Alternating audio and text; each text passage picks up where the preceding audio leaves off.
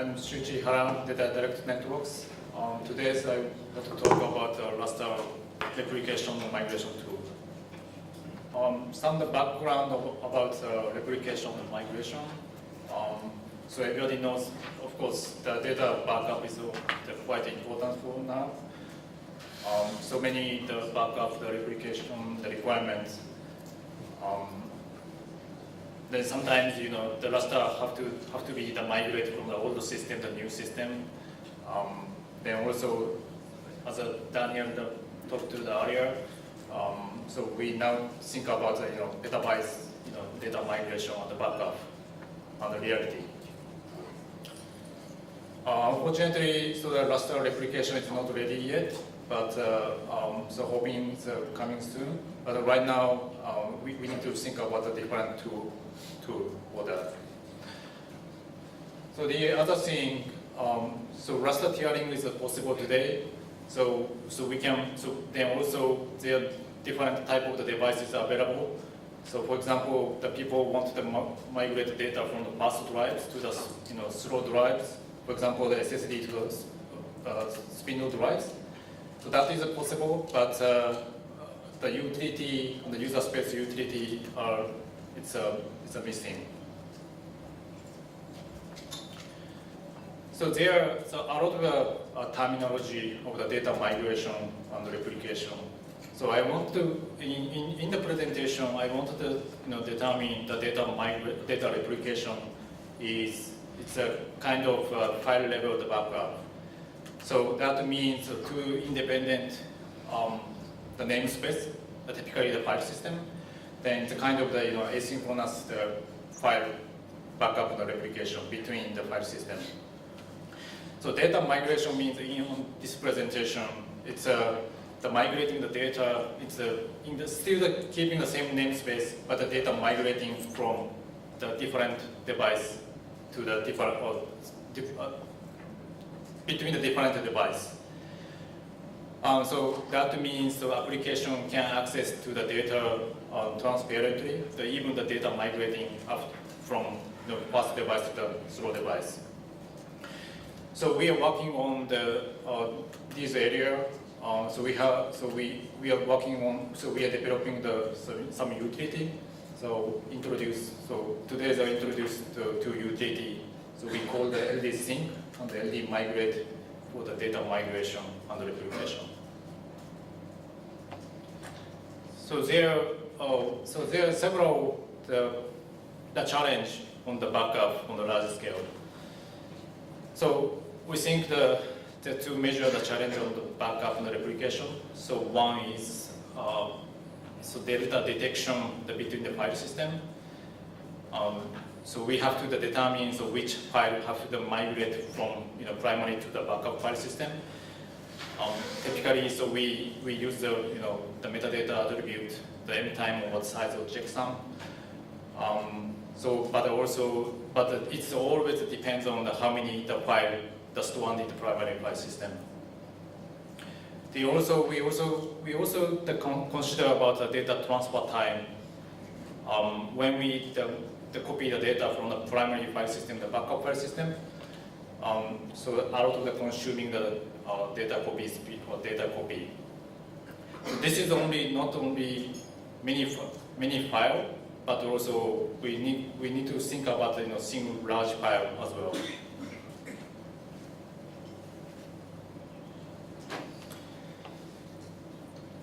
So if we look at the user space utility, it's not only the raster, but also in general. RSYNC, this is a very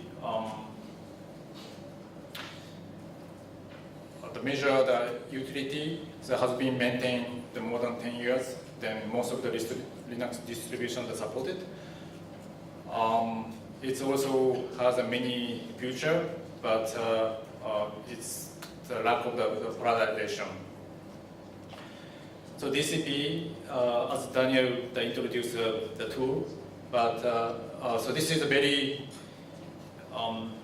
the design scale for the scalability of the performance. This project is started one of the collaboration work among among a large US laboratory. So DDN also involved this project at the beginning. So DCP support MPI and any the project file system. Then so this is an elegant data copy the algorithm. So they can manage each of the chunk of the file. Then efficient, then allocate the MPI rank to each of the chunk of the data copy. So this is a very elegant the MPI rank allocation for the data copy and the maximum resource utilization. So the other challenge, so one of the challenge to accelerate the file system, the delta scanning, delta detection. So we always determine between the file system which file have to migrate from the synchronize from the primary file system backup file system. So RSYNC, it takes a lot of the time to detect which file need to copy. So DCP can be in parallel, but still a lot of the time consuming and the metadata pressure on the primary file system. So we have a raster changelog. So raster changelog records so events on the file system namespace and the file metadata.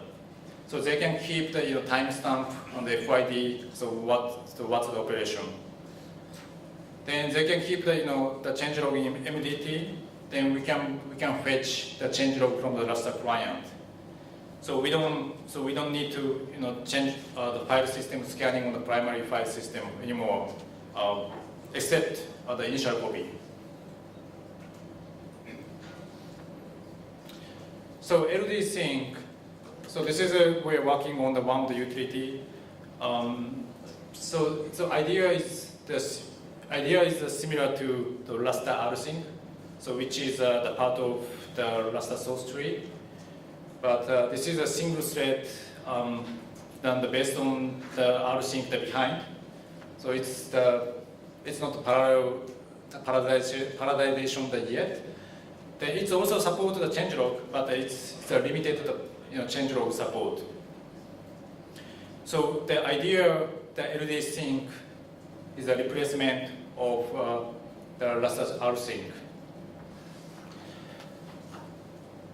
So LAD16 supports the parallel synchronization. Then it also includes the parallel changelog analyzer. So the changelog analyzer that goes through all the changelog, then invoked to the minimum start to the MDT, then determines which file need to be the sync. So the LAD16 is one of the framework.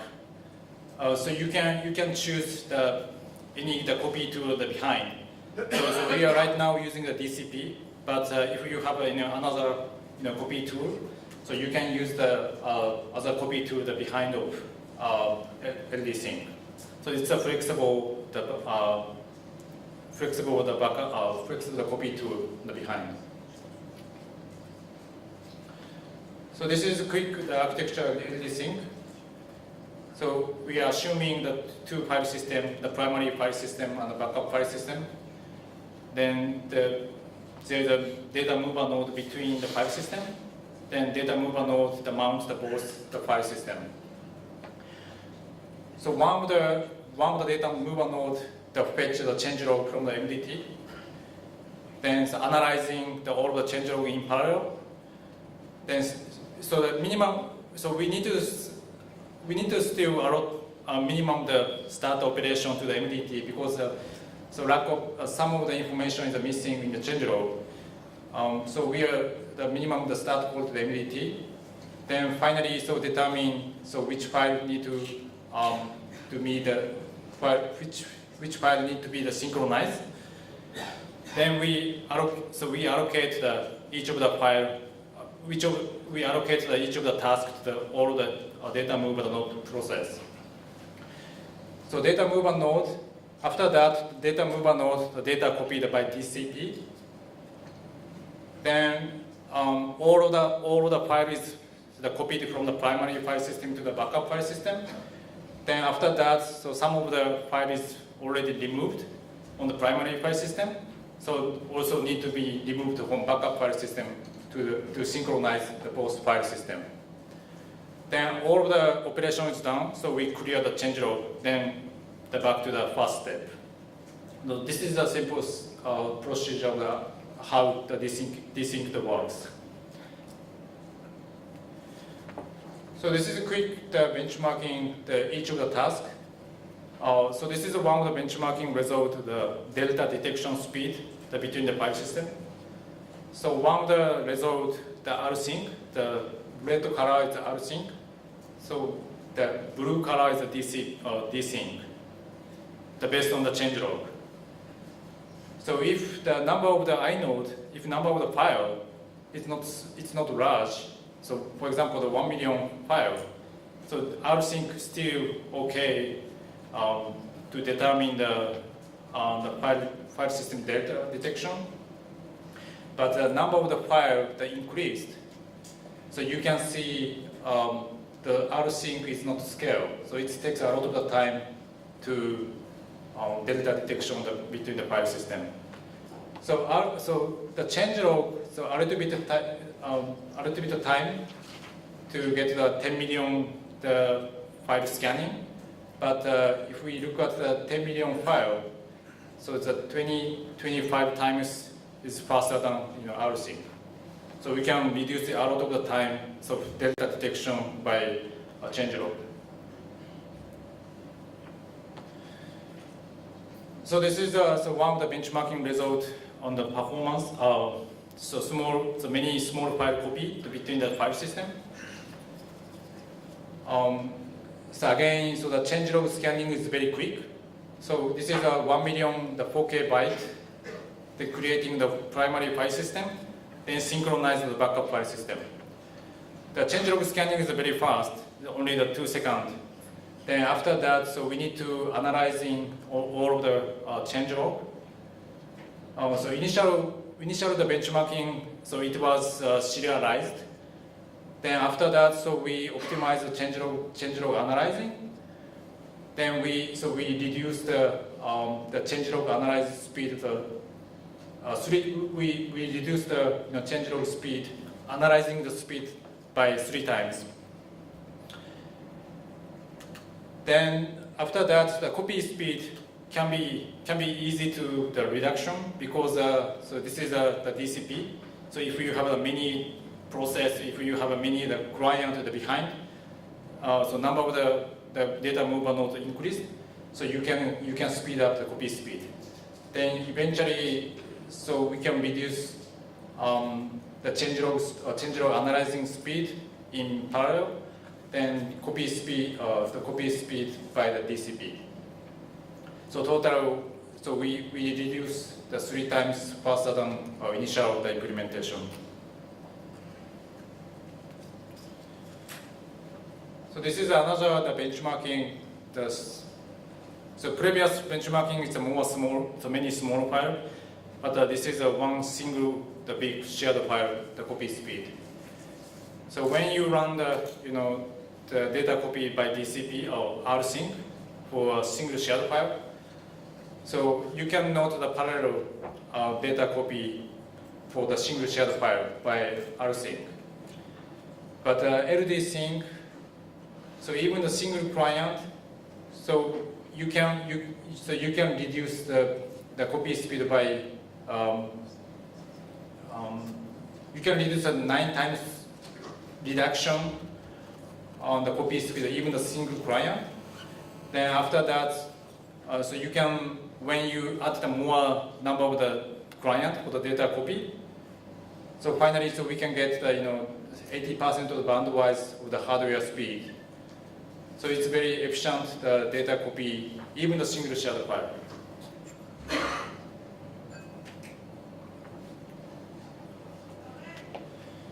So this is so another the utility we are working on also. Idmigrate. So that this is a migration tool from one of the specific the OST pool to another OST pool. So for example, if you create specific the OST pool with a different type of the device. So let's say if you create the OST pool on the SSD, the another pool is created on the hard disk. Then you can migrate the data from the SSD pool to the OST pool, but you want to keep same file path. So LFS, the migrate, the command can do that, but this is a limited scalability. So Idmigrate is more the parallel operation, data copy, as well as the layout swapping in the Lustre. So this is the external tool. So you can integrate the job scheduler. So you can submit Idmigrate job. Then you can use the the computer data mover node or computer nodes as much as possible if the computer node is the idle. So this is the architecture of the Idmigrate. So assuming the single namespace, but there is the OST pool in the same file system. So in that case, the OST pool SSD and the OST pool hard HDD. Then user creating the file into the OST pool SSD, but it's a limited space. So eventually, the people want to migrate from the SSD pool to more space to the OST pool HDD. But so they also want to keep the same file path. Don't want to change file path. So in that case, so that is assuming. So in that case, so we do the Idmigrate. First of all, so Idmigrate to acquire the group lock to guarantee any other I/O to affect the data migration between the OST pool. Then all of the data is migrating from the SSD pool, the hard disk pool. Then after they finish the data copy, then just Lustre layout swap. So in that case, so file A, all of the file A, the object migrating the copy to the HDD. Then temporary file is creating on the OST pool, SSD pool. Then after the layout swap is finished, so we remove the temp file. Then now the file A file A, the object, the migrating to OST pool HDD. But still keeping the same file path. This is a quick how the syntax of the how set up. So you can create the OST pool. Then so assign to the OST pool your specific directory. Then just run the Idmigrate the command between the OST pool. Then after that, you can see the first of all, so you see the file was the SSD pool, but after the data migrate, the data migrating to the HDD OST pool.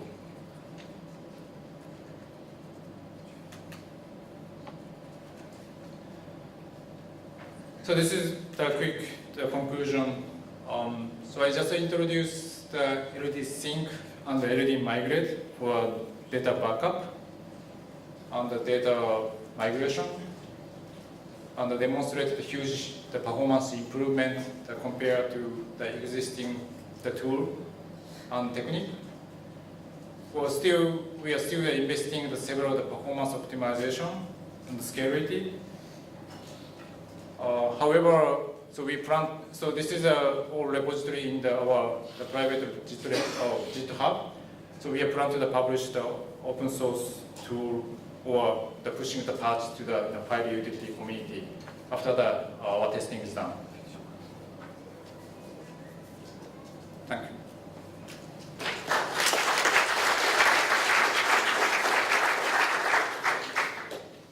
Any question?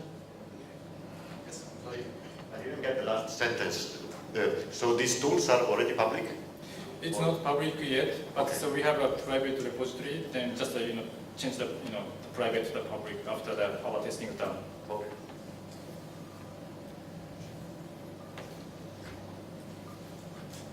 So for backup, you usually want to have multiple copies, just in case when you copied the data, maybe it was already, the files were already broken. Do you have some functionality to have multiple copies of the data in backup?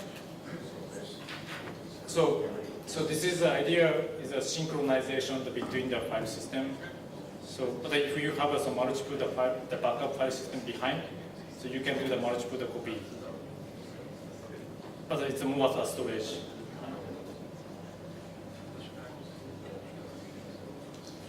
If there's no more question, I have one. You're using DCP for a single file.